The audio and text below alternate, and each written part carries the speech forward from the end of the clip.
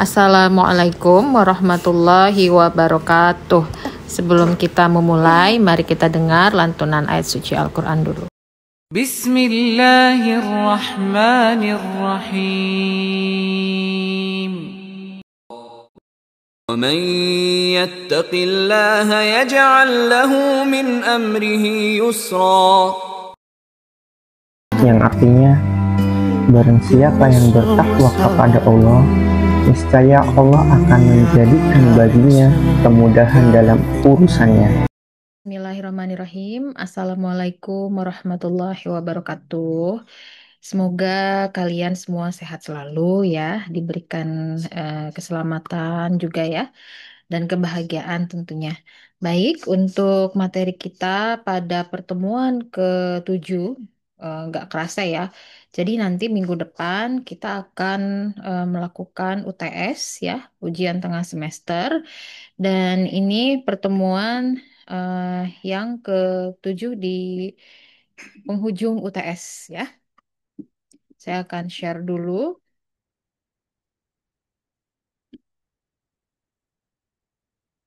Ya. Nah, kemarin kita sudah membahas mengenai bisnis model Canvas. Sekarang kita akan masuk kepada perencanaan pemasaran.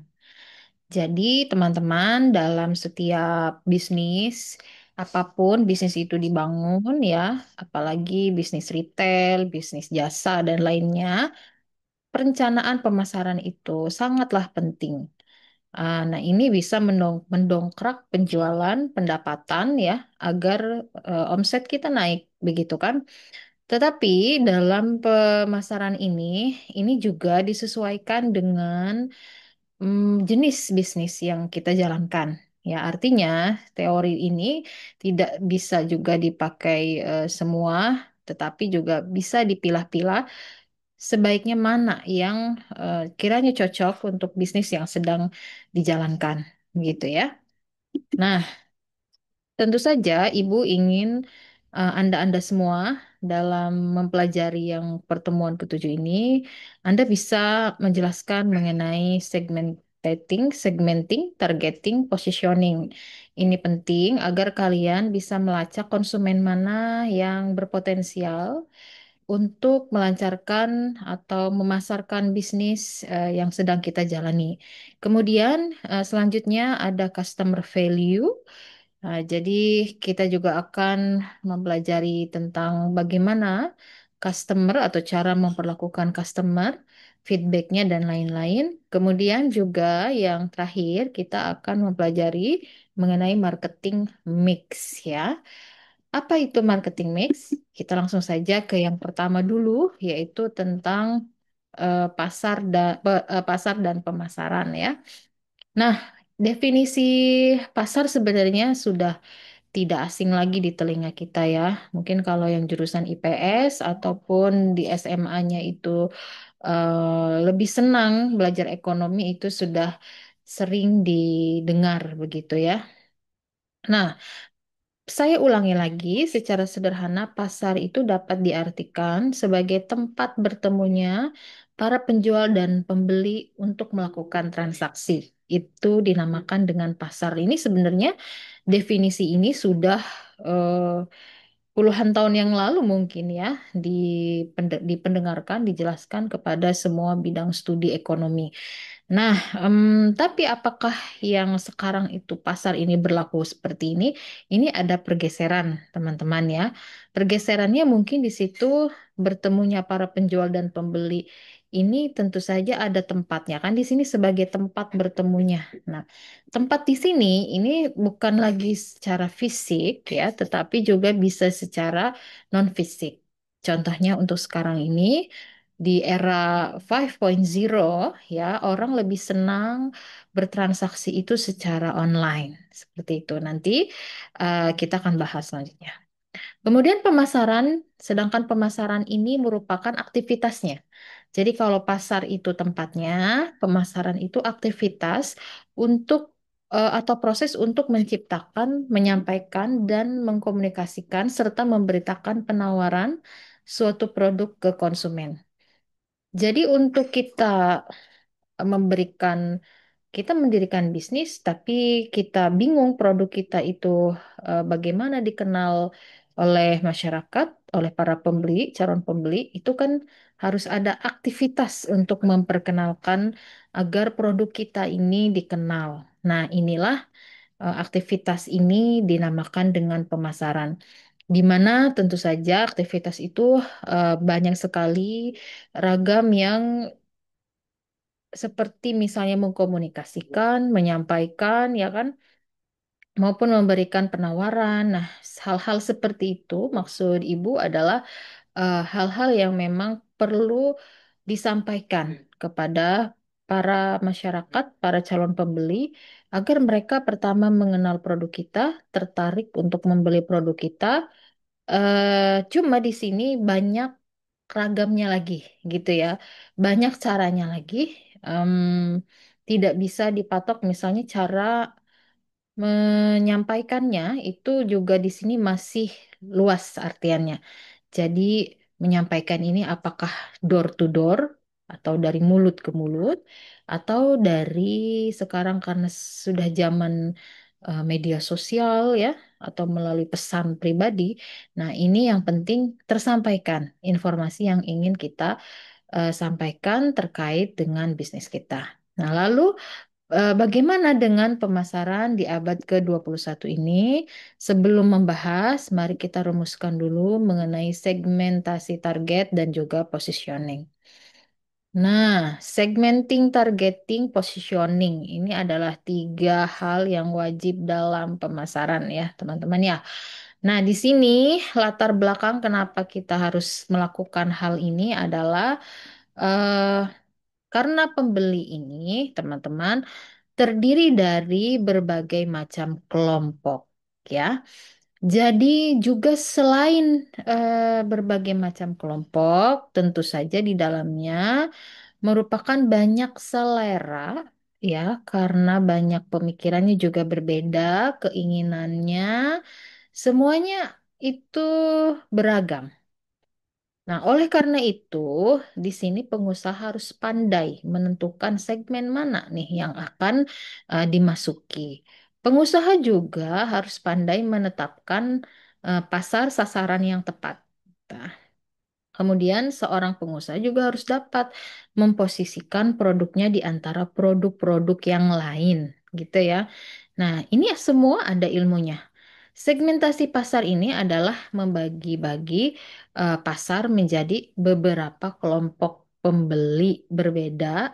Di sini yang mungkin memerlukan produk atau jasa juga yang berbeda pula. Contoh produk Pampers ya. Produk Pampers itu mereka sudah mentargetkan, mensegmentasikan dan memposisikan, ya kan? Nah, karena di sini segmentasi pasar ini perlu dilakukan karena di dalam suatu pasar ini terdapat banyak pembeli yang berbeda keinginannya, kan, kebutuhannya. Perbedaan ini memiliki potensi untuk menjadi tersendiri. Oleh karena itu tadi di awal Ibu katakan bahwa teori ini silahkan tetapi tidak bisa dipakai semua karena di sini ada beberapa atau ditargetkan kembali bisnis-bisnis yang kita jalankan ini tentu saja akan berbeda dengan bisnis lain. Sehingga jika teori ini bisa masuk ke bisnis kita ya sudah, itu berarti bisa dipakai. Tetapi kalau tidak cocok, misalnya jangan. Artinya bahwa kebutuhan setiap bisnis dalam pemasaran juga perlu diklasifikasikan lagi. Paham ya sampai sini? Nah, jadi segmentasi pasar, targeting, dan juga positioning juga di dalam pemasaran juga seperti itu. Nah, kita lanjut. Segmentasi pasar dulu ya, kita akan memperdalam. Dalam melakukan segmentasi pasar, ini ada beberapa variabel yang harus diperhatikan. Tujuannya adalah agar segmentasi yang telah dilakukan ini supaya tepat sasaran, kalau boleh Ibu tambahkan juga efektif dan efisien. ya, efektif dalam jangka waktunya, kemudian efisien dalam perhitungan biaya yang dipakai. Nah, kesalahan dalam menentukan variabel dan akan menyebabkan gagalnya sasaran yang ingin dicapai. Variabel untuk melakukan segmentasi ini terdiri dari ada segmentasi pasar konsumen dan segmentasi pasar industrial tuh ya. Jadi seperti yang Ibu katakan sebelumnya bahwa tidak semua teori ini bisa diterapkan di bisnis yang kita jalankan. Karena di sini juga ada berbagai macamnya. Contoh misalnya Philip Kotler ini variabel utama yang dilakukan oleh kita segmentasi konsumen dulu. Ini pertama segmentasi berdasarkan geografinya. Segmentasi berdasarkan geografi ini terdiri dari bangsa misalnya ya. Karena bangsa ini kan sangat beragam. Bangsa Indonesia ini selera atau kebutuhannya akan berbeda dengan bangsa di Eropa gitu ya. Lalu provinsi kalau kita dalam satu negara itu juga berbeda selera juga. Contoh kalau di Jawa mungkin seleranya lebih banyak mungkin senangnya makan beras ya. Bukan mungkin tapi memang begitu. Tapi kalau memang di timur ya itu kan jagung, singkong dan sebagainya. Lalu ada kabupaten juga berbeda juga. Oh, di kabupaten ini lebih senang ini, lalu di kabupaten ini juga lebih senang ini seperti itu. Kecamatan dan juga yang sangat menentukan juga iklim. Di Indonesia kan hanya ada dua. Di luar negeri itu ada yang sampai mempunyai 4 musim. Nah, ini juga segmentasi pasarnya sesuaikan dengan produk ya. Jadi maksudnya nggak mungkin kan kita menjual bahan-bahan eh, tebal ya, tebal gitu, kain wool tebal ke Indonesia. Yang nggak akan laku gitu ya.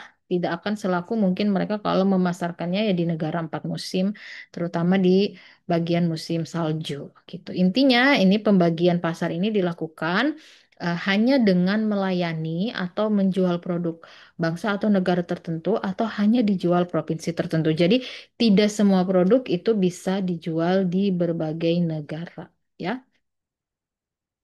Kemudian yang kedua setelah tadi demografis ada demografik. Demografik ini yaitu tentang umurnya. Jadi dibagi-bagi lagi konsumen itu ada umur usia muda, ya, usia dewasa, usia tua, bahkan usia anak-anak, bayi begitu ya. Itu juga disegmentasikan tergantung dari bisnis apa yang Anda jalankan. Pampers itu ada dua, misalnya Pampers untuk bayi dan juga untuk orang dewasa ataupun sudah lansia. Nah, itu diklasifikasikan berdasarkan umurnya. Jadi kita nggak mungkin misalnya kita memasarkan Pampers lansia ke Pampers bayi gitu ya. Itu tidak mungkin gitu ya. Jadi ada beberapa yang mesti kita pelajari juga caranya dari segmentasi ini.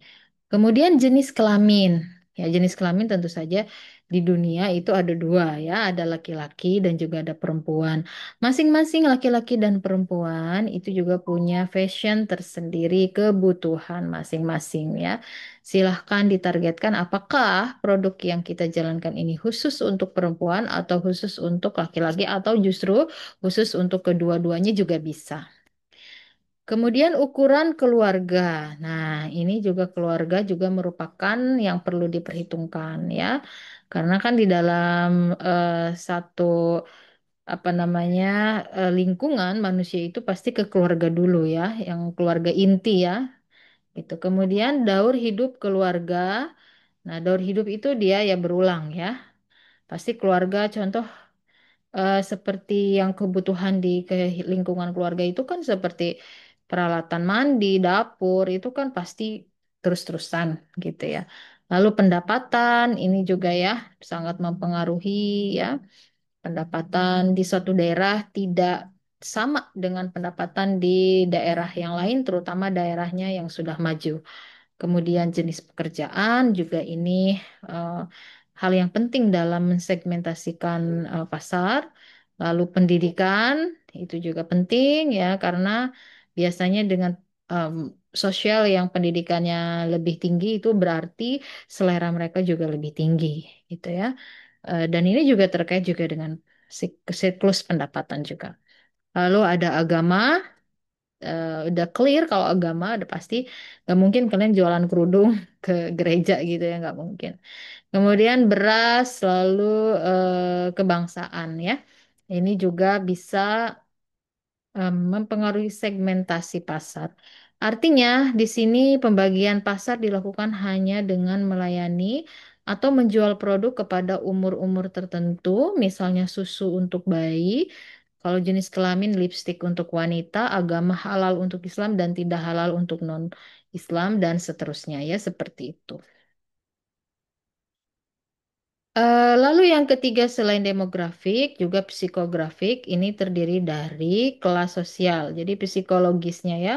Karena di dunia ini orang itu ada yang kaya, ada yang miskin ya. Ada yang sedang-sedang saja. Nah, itu dibagi dalam kelas sosial. Lalu gaya hidup juga sama, karakteristik kepribadian juga mempengaruhi. Artinya, pembagian pasar ini dilakukan hanya dengan melayani atau menjual produk kepada pihak-pihak tertentu ya. Orang kaya atau untuk kaum yang sering berubah gaya tertentu begitu.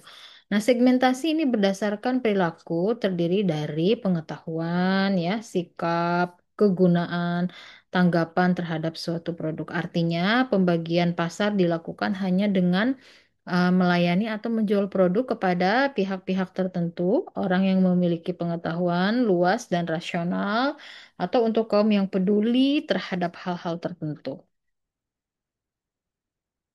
Nah, di sini ada variabel utama dalam segmentasi pasar. Pertama, kita berdasarkan demografi, pertama jenis industrinya apa, besar perusahaannya segimana, lalu lokasi perusahaannya juga di mana ini dalam hal demografinya. Kemudian karakteristik juga kita akan karakteristik pengoperasian ini terdiri dari memperhitungkan teknologi, kemudian status pengguna, apa berat, apa sedang, apa ringan, lalu kemampuan dari pelanggan itu sendiri ya. Makanya ada daya beli gitu ya. Nah, itu apakah kita menjual produk barang di satu daerah itu daya belinya bagaimana? Itu kan harus ada riset dulu ya. Lalu pendekatan pembeli terdiri dari organisasi ini berfungsi pembeli, sifat hubungan yang ada, struktur kekuatan, kebijakan pemilihan umum dan juga kriteria. Nah, seperti itu teman-teman ya. Sekarang masih ada lagi yang keempat, yaitu karakteristik personal industri terdiri dari kesamaan pembeli, sikap terhadap risiko, juga kesetiaannya. Ya, ini penting konsumen itu kalau udah setia dia nggak akan kemana-mana ya, tentu saja akan balik lagi belanja ke kita. Lalu ada faktor situasional, ini terdiri dari urgensi, kemudian penggunaan khusus, besarnya pasaran. Yang perlu diperhatikan di sini bahwa penentuan segmentasi yang benar ini dan tepat penting di sini agar pesan ini tidak salah ya untuk memasuki pasar yang diinginkan.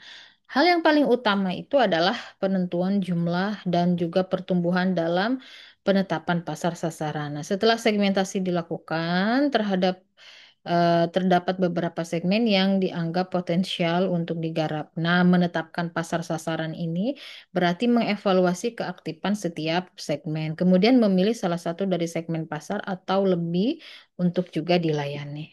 Gitu ya, teman-teman.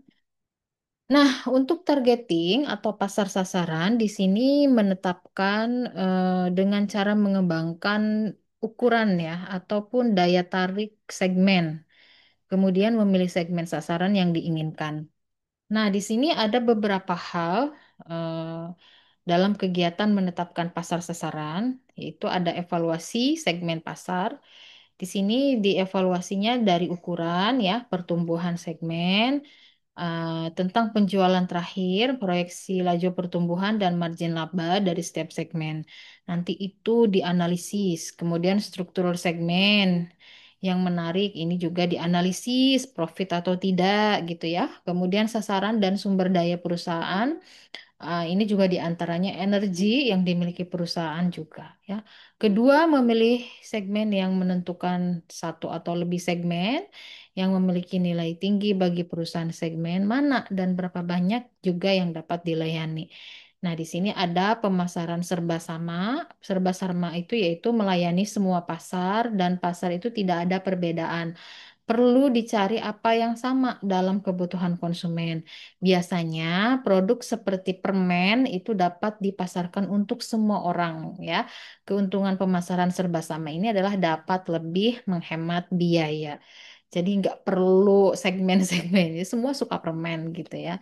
Kemudian pemasaran serba aneka. Pemasaran serba aneka itu merancang tawaran untuk semua pendapatan, tujuan atau kepribadian. Pemasaran jenis ini seperti beda desain untuk industri mobil, pasar ini memerlukan biaya yang tinggi ya. Pemasaran terpadu khusus untuk sumber daya manusia yang terbatas, teman-teman. Jadi tidak bisa seperti pasar serba sama. Jadi ada golongan-golongan konsumen tertentu yang menyukai produk tersebut. Nah, kita masuk ke positioning atau posisi pasar. Nah, langkah selanjutnya adalah penetapan pasar sasaran dalam menentukan posisi pasarnya. Posisi pasar diupayakan di lokasi kompetitif ya untuk produk atau suatu pasar. Kegiatan ini dilakukan setelah menentukan segmen mana yang akan dimasuki. Untuk itu ditentukan pula posisi mana yang ingin ditempati dalam segmen tersebut. Misalnya nih ya, sabun Lux ini diposisikan sebagai sabun kecantikan. Untuk itu modelnya juga cari orang yang tercantik di negara itulah gitu. Jadi kalau bisa ya seperti Luna Maya dan lainnya itu menjadi lambang kecantikan perempuan gitu ya. Kemudian sabun Lifebuoy. Ini juga kalau Lifebuoy itu biasanya untuk semua jenis usia ya. Jadi bisa masuk ke keluarga. Kemudian sabun ekonomis ini diposisikan sebagai sabun cuci yang legend misalnya ya, bisa cuci pakaian, cuci baju atau cuci perabotan yang lain. Nah, penentuan posisi pasar ini tidak dapat dilakukan secara sembarangan ya, tetapi perlu dipertimbangkan yang matang. Kesalahan dalam menentukan posisi pasar itu akan berakibat fatal, teman-teman ya, bagi produk itu. Nah, penentuan posisi pasar ini juga bertujuan untuk apa? Untuk mengarahkan konsumen seperti apa yang diharapkan. Jadi kalau mau cantik gitu wanita, maka dia harus beli sabunnya Lux gitu ya. Jadi kalau ingat cantik, kalau kulitnya halus dan lainnya, berarti dia harus memakai sabun Lux seperti itu teman-teman. Tapi kalau misalnya salah memposisikan pasarnya nih, memposisikan pasarnya misalnya sabun Lux dijual untuk anak-anak atau itu nggak bisa, nggak dapet ya, nggak boleh lagi juga ya. Kemudian positioning posisi pasar, masih di posisi pasar di sini dapat dilakukan penentuannya itu berdasarkan atribut. Atribut itu harga murah atau mahal ya, kesempatan penggunaan. Ini berfungsi sebagai minuman energi atau minuman turun panas, misalnya. Kelas pengguna, contoh misalnya sampo khusus bagi orang dewasa atau untuk anak-anak. Langsung menghadapi pesaing. Ini memosikan kami yang nomor satu atau yang terbaik gitu kan. Makanya kalau dalam satu produk itu nomor satu gitu ya. Di situ ada seperti contoh produk dari Clear, nomor satu ahli ketombe atau Head and Shoulders juga begitu mengklaim gitu ya. Kemudian kelas produk ya sabun kecantikan atau sabun kesehatan. Nah, untuk memiliki dan menentukan posisi pasar, strategi yang dapat digunakan adalah pertama, dia mengidentifikasi keunggulan kompetitif yang mungkin memberikan nilai yang terbesar dengan cara mengadakan perbedaan. Yaitu pertama, dia diferensiasi produk ya. Produknya ini harus beragam. Nah, kemudian kedua diferensiasi jasa juga, ya, diferensiasi personil dan juga citra. Nah, kedua memilih keunggulan kompetitif yang tepat. Yang pertama, berapa banyak perbedaan dipromosikan, perbedaan mana yang dipromosikan. Lalu ketiga, mewujudkan dan mengkomunikasikan posisi dipilih. Gitu. Nah, sudah selesai dari positioning, targeting, segmentasi, kita masuk ke customer value. Pokoknya kunci suksesnya, saya langsung aja ke kunci sukses dalam membangun hubungan dengan konsumen adalah menciptakan nilai dan kepuasan untuk konsumen. Nah, konsumen yang puas ini akan cenderung menjadi konsumen yang loyal dan royal ya. Kepuasan konsumen ini tergantung pada kualitas sebuah produk tentu saja, dengan kebutuhan dan keinginan dan harapan mereka ya. Terlepas dari seberapa baik hubungan perusahaan dan konsumen, selalu ada saja ruang untuk yang dapat meningkatkannya. Untuk itu perusahaan perlu menjadikan konsumen sebagai prioritas utama ya, bukan kompetitor. Jadi kita harus fokus kepada konsumen. Berikut ini adalah langkah ya dalam membangun hubungan dengan konsumen. Pertama, kita harus menjalin komunikasi yang baik dengan konsumen ya. Tidak boleh disia-siakan. Konsumen yang datang kepada kita berarti ya kita layani dengan baik. Cara kita menyampaikan, cara kita menyambut itu juga mesti diperhatikan. Kemudian yang kedua, membangun kepercayaan, terutama terkait dengan produk yang mereka beli. Artinya kita tidak boleh melebih-lebihkan, padahal produk itu tidak bisa sampai ke sana juga gitu ya. Jadi kita ya harus sesuai dengan apa adanya produk kita yang dijual gitu. Kemudian ketiga, mendapatkan umpan balik, kemudian mengapresiasi dan menghargai kesetiaan konsumen. Nah, ini juga penting, misalnya ada hadiah-hadiah dan lain sebagainya, teman-teman ya. Eh, ya. Selanjutnya kita masuk juga ke marketing mix. Marketing mix ini juga sudah sering disinggung di dalam manajemen pemasaran biasanya. Di sini atau juga disebut dengan bauran pemasaran. Salah satu konsep utamanya itu adalah bauran pemasaran merupakan seperangkat alat pemasaran taktis yang dipadukan oleh perusahaan untuk menghasilkan respon yang diinginkan di pasar yang dipilih ya. Bauran ini menjadi ada 5P yang mesti diperhatikan. Pertama, produknya. Kita kalau mau jualnya ya kita lihat dulu produknya itu bisa dipasarkan di mana, bagus enggak gitu ya. Jadi sehingga kita bisa lebih fokus kepada segmentasi, targeting maupun positioning itu. Lalu price, harganya juga perlu ditentukan. eh, jadi ya bisa mau di apa di taktor mahal atau kecil apa murah gitu ya, itu silahkan. Lalu ada place, tempat di mana akan menjual itu. Lalu promotion, promosinya mau bagaimana. Kemudian people ya. Nah, jadi ini mau ditargetkan ke manusia yang seperti apa, seperti itu gitu ya kira-kira. Nah, tugas Anda ini silahkan Anda isi. Saya jelaskan bahwa perkembangan teknologi informasi ya di sekarang ini kan sedang naik gitu ya. Jadi penggunaan internet di Indonesia mengalami pertumbuhan 51%. Mungkin kalau sekarang sudah lebih gitu ya. Tinggi pertumbuhan penggunaan internet juga, yang memiliki ponsel hampir 91% populasi Indonesia semua itu punya HP. Sedangkan pengguna smartphone itu berjumlah 40%, itu sekarang mungkin akan lebih ya. Karena juga belajar anak-anak, bahkan anak-anak juga sudah mulai dibekali HP semenjak dari COVID itu ya. Nah, penggunaan smartphone ini telah tentu saja membuka kesempatan ya untuk terus mengakses internet dan juga aplikasi. Lewat smartphone juga muncul peluang bagi penggunanya untuk membeli atau menjual produk dan jasa hanya dengan sentuhan layar telepon. Yang tadi saya bilang di awal bahwa sekarang itu berubah jadi bukan tempatnya secara fisik tetapi juga secara online gitu ya. Nah, pertanyaannya, apa faktor yang mempengaruhi keputusan seseorang sih untuk berbelanja online?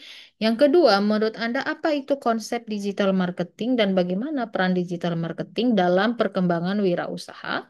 Kemudian bagaimana dalam pemasaran digital, hal yang dapat digunakan dalam wirausaha digital atau strategi pemasaran online-nya? Nah, seperti apa itu nanti Anda jelaskan. Silahkan buatkan video ya, biasa video Anda menjawab langsung pertanyaan-pertanyaan ini, dikumpulkan di Google Classroom yang sudah saya tayangkan biasanya di hari Kamis jam 9.25.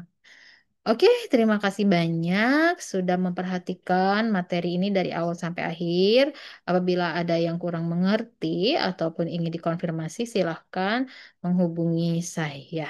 Oke, terima kasih. Wassalamualaikum warahmatullahi wabarakatuh. Bye.